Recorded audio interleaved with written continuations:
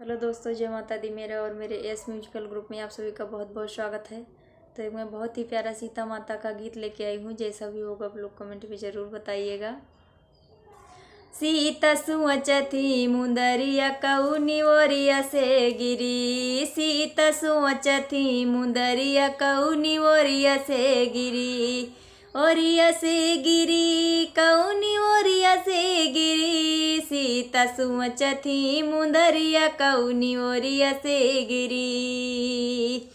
कुछ तो खुशी भई कुछ दुख माँ करे वला गिरुदनमा हो। करे वला गिरुदनमा। कुछ तो खुशी भई कुछ दुख माँ करे वला गिरुदनमा हो। करे वला गिरुदनमा।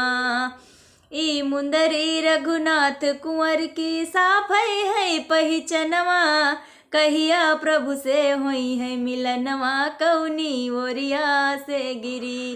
कहिया प्रभु से होई है मिलनवा कौनी ओरिया से गिरी। सीता सोचा थी मुंदरिया कौनी ओरिया से गिरी। जे केहू हो वृक्ष के ऊपर आवो मोर समनवा हो। आवो मोर समनवा। जे केहू हो वृक्ष के ऊपर आवो मोर समनवा हो। आवो मोर समनवा। कई प्रकार से मिली अंगूठी हित भाया दुश्मनवा। आई के साफ करा तू बयानवा कौनी ओरिया से गिरी। आई के साफ करा तू बयानवा कौनी ओरिया से गिरी। सीता सोचे थी मुंदरिया कौनी ओरिया से गिरी।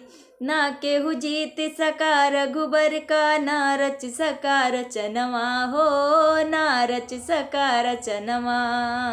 हमारे नाथ हमें बलशाली रावण उड़े गगनवा।